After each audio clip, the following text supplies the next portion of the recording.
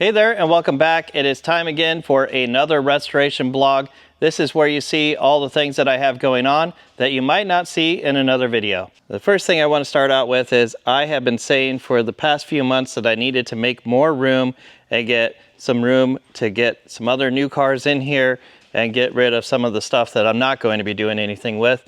Well, you can see my Morris Minor pickup is now up on the shelf. That's because I have taken some things off of the shelf.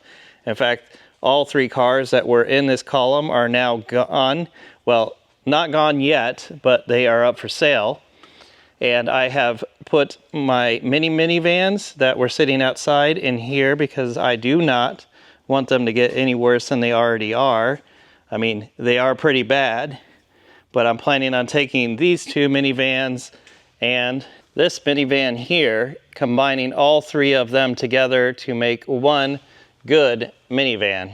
And I think between the three of them, I should have enough parts to make that happen. So these were projects that I am not ready to get rid of. I'm not ready to give up on my Morris Minor pickup quite yet, although I would maybe consider selling it if someone was interested in it. Let's go outside real quick and I'll show you which cars I pulled off the shelf that are for sale. And if you are interested, send me an email. And here's one of the cars that I'm going to be selling, an MGB GT.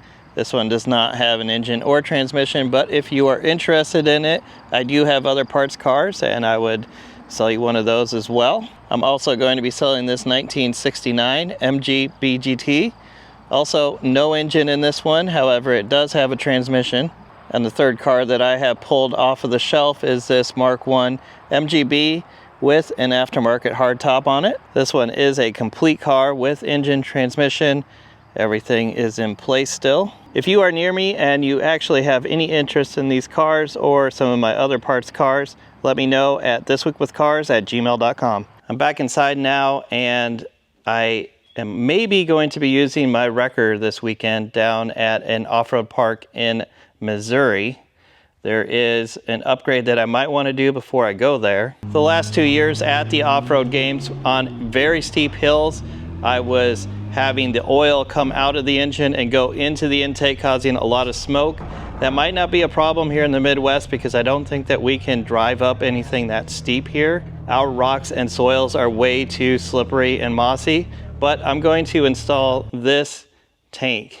And what it does is you put your breather in one side, it goes out the other side, and down here it holds any oil that might be trying to make its way into the intake. And then on the bottom of it, you have a drain that you can either manually drain out or drain back into the block if you have a place to do so.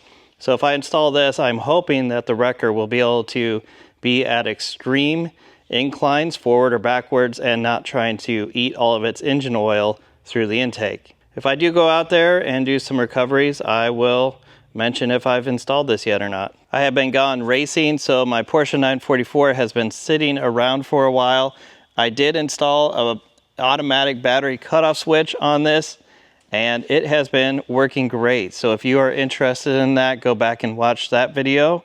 I am going to be buying some more of those and installing them in some more of my vehicles. I have the Austin Healey 106 back here right now, but when I get back up to the front, I'll show you the front seats, which are almost completely done and ready for this. Also, I have pulled the Innocenti Spider back out close to the garage door so that I can start working on this. I need to start getting this ready for the Austin Healey Conclave, which is coming up in September.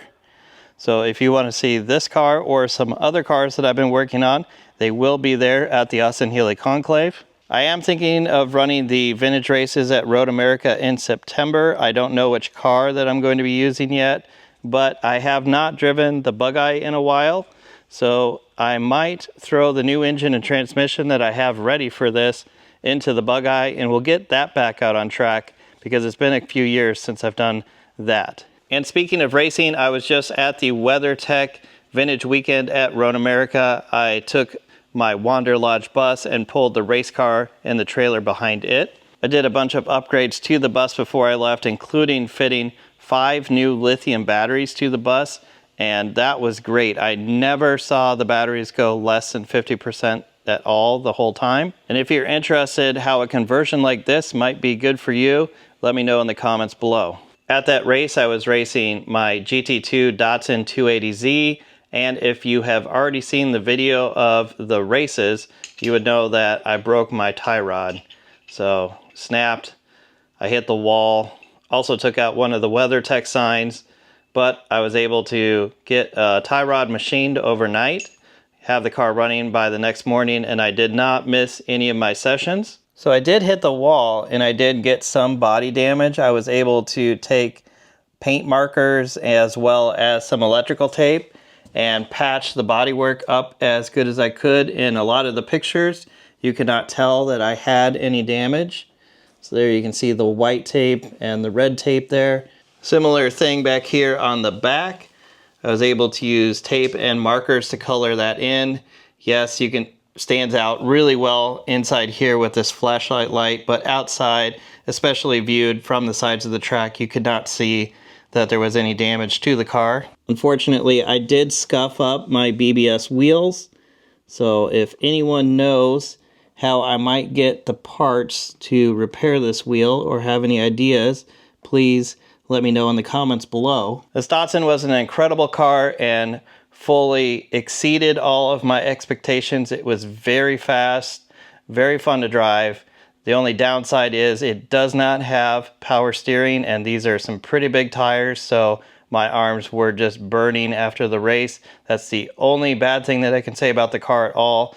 Other than that, it is fantastic and it is fast. Oh, and by the way, the day before I had to leave for the race, I did get the car on the dyno, and I revved it up to 9,000 RPM. It made 260 horsepower.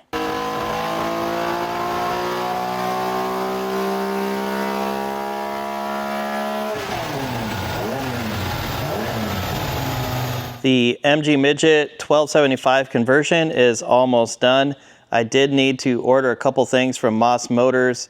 Right now on these 1275s, the timing marks are underneath the engine, very hard to see, and this engine has a crank pulley that is larger diameter than normal, so seeing those timing marks is really hard. So I've ordered an aftermarket pointer that is going to be located up here where it's going to be easier to read it. But as you can see, the 1275 with Weber downdraft is installed, fits in there real nice. It does run and should be done shortly. Here are the front seats for the Austin Healey 106. Those are done, all been powder coated, painted, sandblasted, all fixed and ready to go into the car. Here on the Land Rover Defender 90, you can see that the engine has come out. This did use the small Rover V8, has dual Stromberg carburetors, and this engine is toast.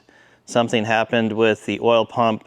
There was a bunch of junk in the oil pan. I think that it clogged up some of the oil passages. So this engine is trashed now, and I'm going to be going and buying a Land Rover Discovery 2 and using that engine along with a 4-barrel intake and a 4-barrel carburetor to go in place of where this one sat here in the D90. The body of the Bernardi is ready for another prime. All of the holes have been filled that are no longer needed, and everything is looking good here. The GT6 is also coming along very nicely. That is almost ready for paint. You can see that the blue paint is already on the inside of the bonnet as well as the inside of the body.